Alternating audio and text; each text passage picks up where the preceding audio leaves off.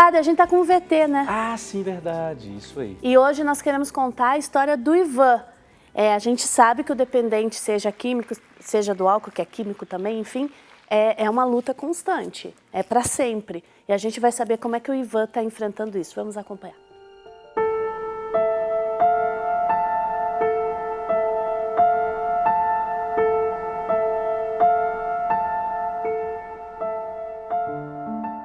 Eu me chamo Ivan, tenho 66 anos de idade e faço parte de Alcoólicos Anônimos. O meu primeiro contato com o álcool, eu tinha de 6 para 7 anos.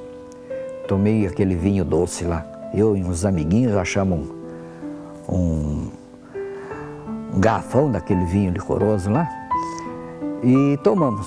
Os meus amiguinhos tomaram, beberam e não aconteceu nada. Comigo eu entrei praticamente em coma alcoólico. Meu primeiro contato com álcool. Deveria ter sido um grande aviso para a minha vida, mas não foi. Quando eu cheguei a 16, 17 anos, eu comecei a beber que nem a maioria da garotada aí começa a beber. Hoje começam até mais cedo, né? No meu tempo era 16, 17 anos. E eu voltei a ter contato com o álcool e aí não parei mais. A coisa foi progredindo. Não teve assim nenhum motivo específico para eu seguir essa caminhada. Eu fui bebendo, igual a todo mundo, fui bebendo, só que as pessoas que têm juízo, né, que não têm esse problema mental, essa doença mental, elas pararam, né? Opa, peraí. Só na festinha, só no final de semana. Agora comigo não, né? Comigo tinha que ser todo dia, né? Um dia sim, o outro também, um dia sim, o outro também, até que cheguei ao ponto que estava quase que perdendo tudo. Quase perdi família, quase perdi emprego, perdi bastante da minha saúde. E essa trajetória de alcoolismo e recuperação de alcoolismo, o antes, né? O antes foi quase que uma tragédia, onde eu bebia, eu sempre trabalhei como autônomo, né? Raras exceções, eu sempre fui autônomo, então eu tinha todo o tempo do mundo. E chegou ocasiões em que eu bebia de manhã, depois do almoço, à noite, então eu conseguia amarrar 3 fogos por dia, né? E estava naquela situação em que estava caminhando para perder tudo. Estava na fase do quase, né? Foi quando eu fui indicado para conhecer a Irmandade de Alcoólicos Anônimos. Isso aconteceu no dia 4 de junho de 1985. E de lá para cá eu não tive mais nenhum contato com o álcool, né? Nunca mais bebi. Como a gente fala lá no ar, nunca mais recaí, graças a um poder superior, graças a Deus, né? E essa caminhada de recuperação, ela requer alguns requisitos, né? O primeiro deles é que a pessoa precisa querer ajuda, precisa querer ser ajudado. Porque não adianta o pai querer, a mãe querer, a esposa querer, os amigos quererem que ele pare de beber, mas se ele não quiser, se ele achar que tá bom para ele e quiser continuar bebendo, não há força nenhuma que faça com que ele pare. Mas no instante em que cai a ficha, né, o cidadão vê o caminho que ele está trilhando, que ele está caminhando, né, o cidadão ou a cidadã, né, e ele decide buscar ajuda, decide procurar ajuda. E foi o que eu fiz há 34 anos atrás. No começo é muito difícil. Imagina eu que vinha de uma situação onde praticamente não sarava da bebedeira, né? Emendava uma na outra, e de repente parar, né? Então existiam aqueles mitos, né? Se parar de beber, de repente morre. O que eu vou fazer da minha vida se eu parar de beber? Porque todo mundo bebe. Como que eu vou a churrasco, a festa sem bebida? Não tem jeito, não tem vida sem a bebida. Então todas essas coisas também passavam pela minha cabeça. E entretanto eu descobri que existe uma vida sim,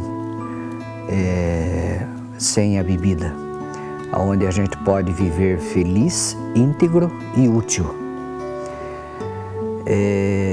Essa vida sem a bebida, sozinho, na base da força de vontade, né? O pessoal fala, eu tenho muita força de vontade, mas infelizmente, em se tratando do álcool, não adianta ter força de vontade. Precisa sim ter boa vontade. E eu me abri para esse aspecto, né, da boa vontade. Eu tive que aprender a viver sem a bebida, porque tudo que eu ia fazer na minha vida tinha que ter a bebida. Para tudo, para todas as decisões que eu fosse tomar, eu tinha que tomar uma antes, né? Senão eu não tinha coragem, senão eu não tinha argumento, não tinha conversação. E aí, de repente, eu não tinha mais isso, né? Não tinha mais a bebida. E em AA, né, como a gente fala carinhosamente sobre Alcoólicos Anônimos, existe uma programação de recuperação chamada 12 Passos, onde a gente tenta colocar esses 12 passos em prática. E é uma caminhada, né? É uma caminhada, porque a mudança para melhor é muito difícil. Para a gente cair na gandaia, para a gente cair no erro, para a gente pegar aquele caminho tortuoso, é muito fácil. Agora, para você aprender a viver com retidão, com honestidade, com caráter, ter uma vida produtiva, é muito difícil o aprendizado. E essa programação dos 12 passos, ela ajuda muito, muito, muito. Primeiro, que ela nos reduz, ela diz assim, admitimos que somos impotentes perante o álcool e que havíamos perdido o domínio sobre nossas vidas. Esse é o primeiro passo, esse é o começo de tudo. E quando a gente começa por aí, que a gente faz a rendição, que a gente fala naquilo que, no boxe, né, jogar a toalha, quando o técnico vê que o camarada está lutando, mas não consegue mais, ele joga a toalha, ele rende, é a rendição. E esse é o começo de tudo. Nesses 34 anos de AA, eu vi passar muitas pessoas por lá, muitas pessoas. E pessoas que a gente vê e a gente fica condoído, a gente fica dolorido por dentro de ver a pessoa naquela situação, porque a gente já passou por aquilo, a gente já teve esse calvário, né? E aí a pessoa fica, de repente fica lá uma semana, um mês, 2 meses, e há uma transformação, você vê a pessoa ficar de repente bonita, né? A pessoa fica viçosa, parece que desperta o interesse de vida, mas de repente, né, aquilo que eu falei, o caminho estreito, né? O caminho estreito da recuperação, e a pessoa de repente fala, mas eu acho que eu não sou alcoólatra não, eu acho que eu estava passando por uns momentos difíceis, né? E então eu vou experimentar beber mais um pouquinho, né? E vai. E a pessoa vai beber novamente. Infelizmente, isso aqui a gente chama de recaída. E a gente vê muito isso acontecer no ar, né? Infelizmente. Mas o bom é que a pessoa vai para a vida, mas ela tem sempre lá no fundo da cabeça dela, sempre aquela coisinha plantada, né? Pô, aqueles caras lá falavam muito de bebida, mas não bebem, né? E eu voltei a beber e estou numa vida miserável. E muitas voltam lá para o ar. Outras pessoas até conseguem ficar sem beber 1 ano, 2 anos, 3 anos, né? Mas à medida em que vai se distanciando daquela fortaleza que é a programação do AA, ela vai perdendo as defesas, até que chega uma hora que acaba bebendo, né? Não é praga de AA, não é nada, é que realmente sozinho é muito difícil ficar longe do primeiro gole. Porque lá no AA a gente tem um negócio que a gente diz assim, ó, evite o primeiro gole hoje, só por 24 horas, sabe? não é para a vida toda. Quando eu cheguei em AA, se falassem para mim, Ivan, você vai ficar a vida inteira aqui, você não vai beber nunca mais na sua vida, eu teria ido embora na hora. Porque lá a gente tem uma filosofia que é evitar o primeiro gole durante 24 horas. Eu só vivo o dia de hoje, eu só vivo 24 horas. Então, o que eu consigo fazer é viver o dia de hoje. Porque é muito simples, o ontem está lá atrás. O que quer que eu tenha feito ontem, não tem mais jeito. Eu não tenho mais como recuperar o dia de ontem, não tem jeito. Já passou, já está lá atrás. E o amanhã, eu não sei se amanhã eu vou estar vivo. O amanhã pertence a Deus. E com essa de evitar o primeiro gole um dia de cada vez, eu estou há 34 anos sóbrio. Há 34 anos sem a bebida, sabe? Quem me vê hoje assim fala, mas é fácil, né? É fácil hoje. Não foi fácil lá no começo. Mas eu perseverei, eu persisti, eu insisti nessa história de que eu precisava mudar. Eu queria mudar. Eu queria essa mudança para a minha vida. Eu queria viver com a minha família. Eu queria viver com os meus amigos. E o álcool não deixava. O álcool não deixava. Eu tinha uma vida para o álcool. Tudo para mim girava em torno de álcool. Consegui uma maneira de beber, consegui uma maneira de estar naquele barulho, naquele jeitão todo. Então hoje, eu diria assim, nós temos muitos jovenzinhos começando na bebida, embriagados, bêbados, né? E aquilo me entristecia muito, porque... E hoje está pior ainda, sabe? Então, se o AA, como AA, eu não posso dar conselho nenhum, mas como ser humano, como pessoa que teve uma vivência muito doída com o álcool, eu daria um conselho a essas pessoas que, principalmente a esses jovenzinhos, garotos, que estão começando no álcool, que estão achando que estão curtindo a vida, né? Parem para pensar. Parem para pensar que o alcoolismo é um caminho sem volta. E o alcoolismo, às vezes, na maioria das vezes, é uma porta de entrada para outros tipos de droga. Porque a pessoa não vai atrás de outras drogas de cara limpa. Ele tem que tomar uma coragem, aí ele vai atrás de outras coisas. Então, para quem está começando, para quem está descobrindo o barato da bebida, eu só falo uma coisa, pense duas vezes. Pense duas vezes porque acaba sendo um caminho sem volta. E quem está começando, pare para pensar, faça uma reflexão. Vale a pena? Vale a pena estragar uma vida inteira por causa do álcool? A gente estava conversando aqui um pouco sobre essas questões, né? Que depoimento bonito, não é? Depoimento bonito, corajoso e aquilo que mais me chama a atenção. Não dá para pensar numa vida inteira, é um dia de cada vez, é um passo de cada vez para ser possível, né? Exato. 34 anos aí limpo, né, pai? E para nos ajudar a falar sobre isso? Exato. A gente trouxe o Instituto Padre Haroldo, representado pelo Beto Sdói e pela Lúcia. Muito bem-vindos, bom dia, gente. Bom dia, Simone, bom dia, padre. Oi, bom dia. Bom dia. Plateia. Super prazer estar aqui com vocês. Aqui é uma casa do Padre Eduardo, é a casa de Nossa Senhora, é a casa de Deus. E vocês já conhecem bem essa casa, né? Muito bem. Nos sentimos muito à vontade nessa Que bom. casa. A gente fica feliz com isso, senão acho que o nosso papo vai render bem. Obrigado mesmo pela presença de vocês, viu? Esses testemunhos que acontecem assim, já vou começar por aí, viu, Simone? Pois, eles, de fato, eles são reais, acontecem essas superações? São reais e acontecem, e nós temos hoje assim um cuidado muito importante com os testemunhos, porque os testemunhos eles são para as pessoas que estão nesse meio, que estão no uso, as pessoas que estão trabalhando, as famílias. Os testemunhos são muito importantes, porque eles mostram a força de vontade, né, do João, agora que nós escutamos, né, toda essa luta, essa vitória, né, realmente a gente tem que render uma homenagem, né, para o João e parabéns, né, por toda essa determinação para superar essa condição frágil que ele tinha diante do álcool.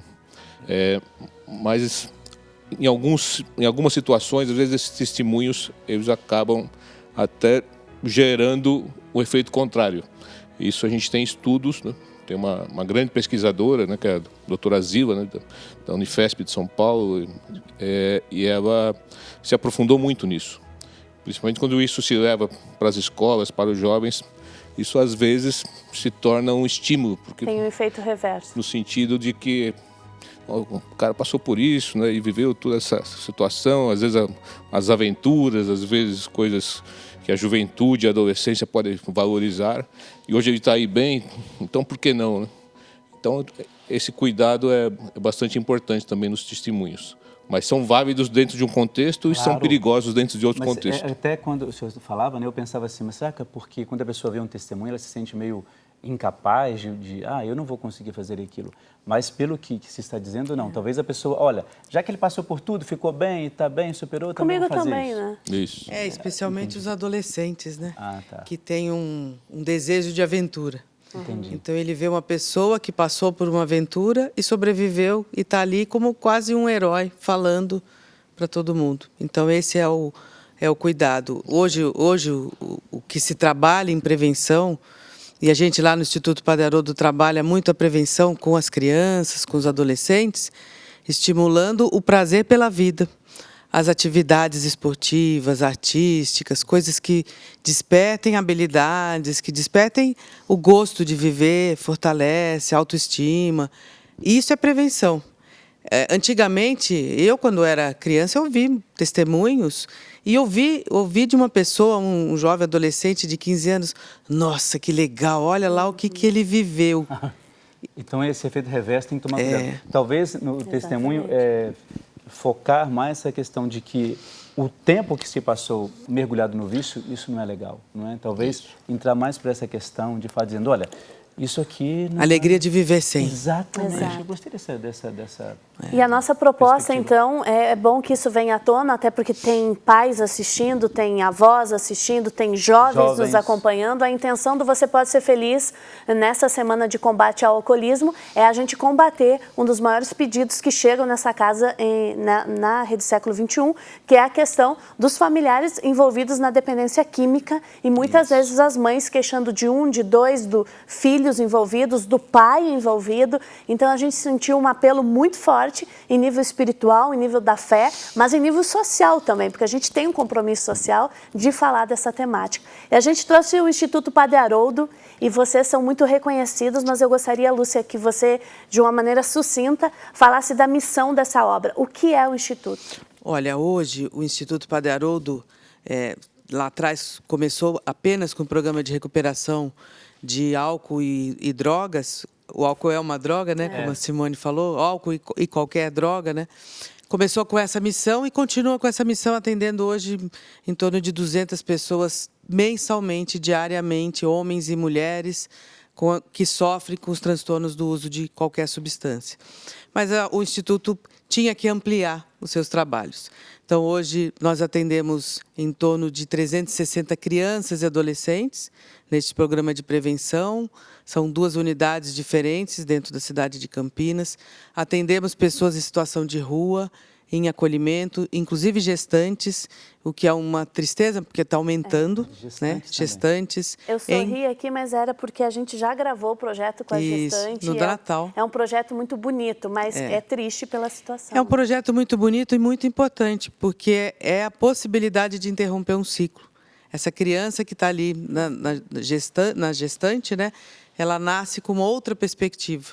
Então, com a perspectiva de interromper esse ciclo de vulnerabilidade. Atendemos também jovens que vêm de abrigos, né? O termo técnico é acolhimento institucional, mas viveram a vida em abrigos e vêm viver com a gente por mais 3 anos na busca da autonomia.